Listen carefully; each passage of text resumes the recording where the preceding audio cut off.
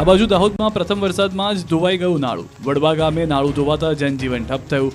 નાળું ધોવાતા વડવા, છરસોડા, આંબલી વિસ્તારની અવરજવર ઠપ થઈ ગઈ છે. નદીના આકાશી દ્રશ્યો છે ધંધુકાના. ભારે વરસાદને કારણે ધંધુકા નજીક ભાદર નદીમાં પૂર આવ્યું હતું. પાણીની ભરપૂર આવક થઈ રહી હતી. જુઓ કઈ રીતે નદીનું પાણી હિલોડા મારી રહ્યું છે. વલસાડની ખરેરા નદીમાં મુસાફરો ભરેલી વાન પલટી 24 કલાકે મૃતદેહ મળ્યો. વલસાડ જિલ્લામાં ભારે મેઘખાંગા થઈ જતા નદીઓ ગાંડી તૂર બની ગઈ છે. ત્યારે એક કાર ચાલકને નદીના પાણીમાંથી પસાર થવાનું જોખમ ભારે પડી ગયું. વાગલધરા નજીકથી પસાર થતી ખરેરા નદીમાં વાન ચાલક તણાઈ ગયો હતો. 24 કલાકથી ફાયર બ્રિગેડ એનડીઆરએફની ટીમ શોધખોળ કરી રહી હતી. ત્યારે આખરે 24 કલાકના અંતે કાર ચાલકનો મૃતદેહ મળ્યો.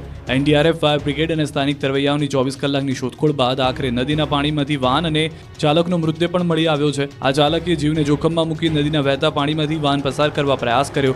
આ દરમિયાન વાન અધવચ્ચે જ પલટી મારી ગઈ હતી અને નદીના ધસમસતા પ્રવાહ સાથે વાન ચાલક પણ વાન સાથે તણાઈ ગયો હતો. ત્યારબાદ ઘટનાની જાણ થતાં સ્થાનિક વહીવટીતંત્રની ટીમો દોડતી થઈ હતી. મૃતક વાન ચાલક સ્કૂલ વાન ચલાવે છે. આથી બાળકોને ઘરે મૂકી અને તે પરત ફરી રહ્યો હતો. એ દરમિયાન લોકોની મનાઈ છતાં તેને જીવને જોખમમાં મૂકી પાણીના પ્રવાહમાં વાન પસાર કરવા જતાં દુર્ઘટના સર્જાઈ.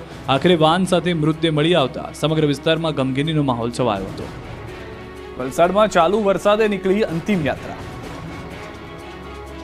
વિકસિત ગુજરાતની મોટી મોટી વાતો વચ્ચે જોયેલો આ દ્રશ્યો. વલસાડના કપરાડાના કેળધા બારપુડા ગામમાં આઝાદીના આટલા વર્ષો બાદ પાક્કું સ્મશાન બનાવવામાં ન આવતા લોકોને ના છૂટકે ચાલુ વરસાદે આ રીતે અંતિમ યાત્રા કાઢવી પડી.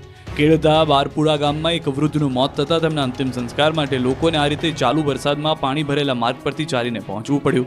મૃતદેહ પલળે નહીં એટલે લોકોએ તાડપત્રી અને પતરાના સહારે ચાલ્યા.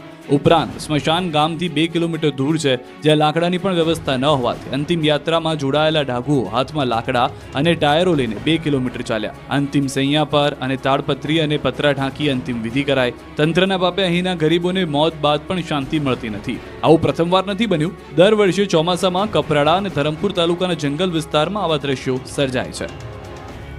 છોટાઉદેપુરના ગામડાઓનો વિકાસ છે જોડીમાં. ગુજરાતમાં વિકાસની હવાઈ વાતોનો છેદ ઉડાડતા આ દ્રશ્યો જોઈ લો. વિકાસ તો છે, પરંતુ જોડીમાં વિકાસ છે. શરમજનક દ્રશ્યો છે છોટાઉદેપુરના નસવાડીના ખેંદા ગામના. અહીં લોકોએ આઝાદીના 75 વર્ષ બાદ ડામર રોડ જોયો જ નથી. એટલે જ પ્રસૂતાને પીડા ઉપડતા જોડીમાં નાખીને આ રીતે પાક્કા રોડ સુધી પહોંચાડવામાં આવી, જ્યાંથી એમ્બ્યુલન્સમાં નાખીને હોસ્પિટલે લઈ જવી પડી. ગર્ભવતીને પીડા ઉપડતા એક વાહનને તો બોલાવવામાં આવ્યું, પણ ગામનો રોડ એટલો ખરાબ કે ઘર સુધી વાહન પહોંચ્યું જ નહીં. એટલે તેણીને જોડીમાં નાખીને 2 લોકો લાકડીના સહારે ઉચકીને લઈ ગયા. એમ્બ્યુલન્સ સુધી પહોંચાડવી પડી. આવું પ્રથમવાર બન્યું નથી. અનેક વાર આવી ઘટના બનવા છતાં સરકાર અહીં રોડ બનાવતી નથી. અહીંના ગરીબ લોકોને વિકાસ